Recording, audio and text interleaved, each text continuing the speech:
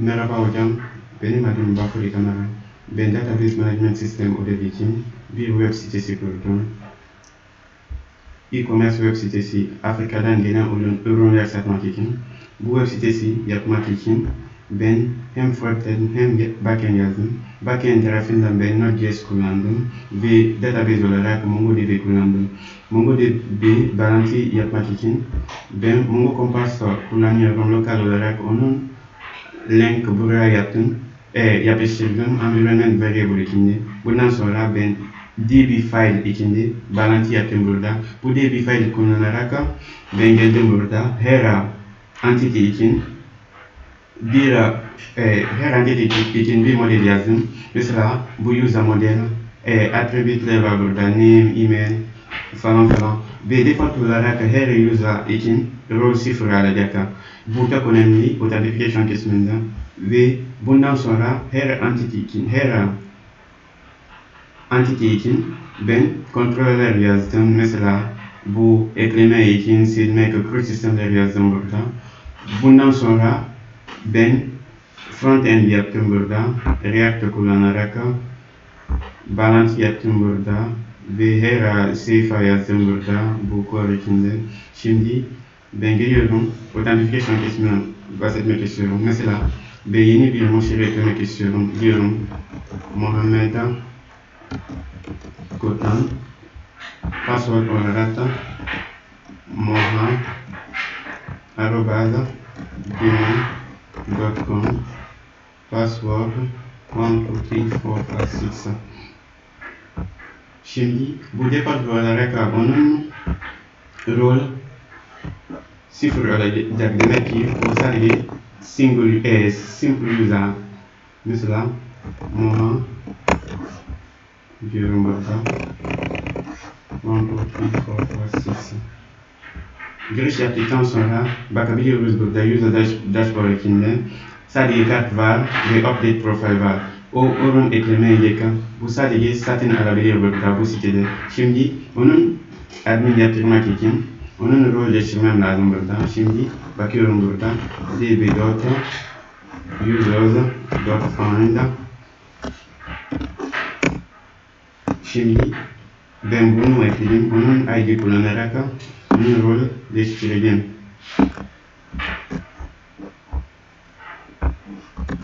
Şimdi değiştiriyorum burada. db.users.find one and update. Bu parametre olarak ben dediğim gibi ID alacak.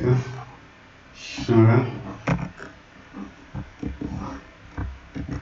set operatör kullanarak rol değiştireceğim.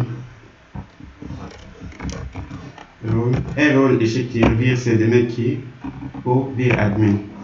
Şimdi validation için observe true dedim. Şimdi bakabiliyoruz burada Muhammed Kotan'ın rol 1 oldu. Şimdi onunla giriş yaparsam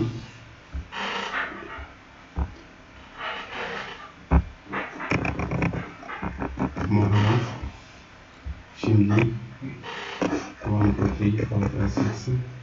Şimdi bakabiliyoruz burada user dashboard değiştirdi. Şimdi o ürünün kategori ekleyebilir, product manage yapabilir, buton orderlar verebilir burada ve productlar de manage yapabilir burada.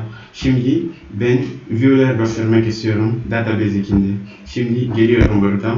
Şimdi show collection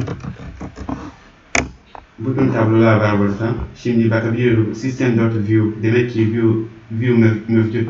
Şimdi bunu göstermek için db.system.views.find geliyoruz burada. Ben sadece iki view gördüm. Mesela birinci view product by arrival view, ikinci view best seller view. Best seller view demek ki mesela en çok satılan ürünler bakabiliyoruz burada, zaten o var burada. Bakabiliyoruz. Mesela ben bu short yaptım burada. Mesela bakıyoruz burada. Sort -1 demek ki en büyük ve en küçüğe kadar en büyük mesela 100 tane ürün satıldı. Bu en çok satılan ürün sonra 6000 sonra 25 falan falan. Şimdi bu videoda şimdi ben storage prosedür göstermek istiyorum. MongoDB genelde storage prosedür yok. Onun yerine JavaScript fonksiyonlar kullanılıyor. Şimdi bunu göstermek için şu koleksiyonda yazdım. Yazacağım. Bakabiliyoruz burada system.js var. db.system.js.find diyeceğim. Şimdi ben 3 tane storage prosedür yazdım. Şimdi birincisi var burada. Onun ID customer, ikinci admin, üçüncü person. Şimdi birinci ne döndürüyor? Sadece rol olan sıfır, sadece demek ki sadece müşteriler döndürüyor. İkinci sadece adminler döndürüyor. Üçüncü sadece person ürünler döndürüyor.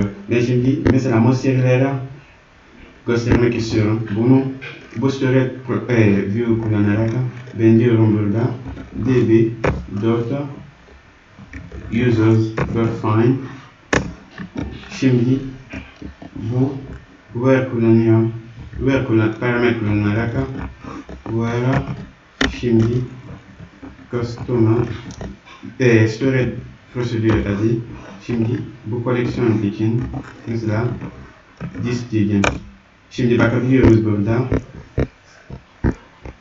Buton bu user'ların rol 0. Şimdi ben striker'lar göstermek istiyorum. Striker'lar var burada. Ben Mongo Atlas kullandım çünkü Mongo Compass'a striker yok. Trigger var burada. Trigger'lar ben 3 tane trigger kullandım. Mesela eğer bir müşterinin update yaparsa bu log içinde bir mesaja gönderecek. Bu delete kategori. Mesela kategori sildikten sonra bu bir alert gönderecek burada. Ve bu e-prodi silersen log içinde log burada bir mesaja gönderecekler. Şimdi bu eski mesajlar var burada. Ben süre bitiyor. Ben bu kadar süre bitti. Teşekkür ederim.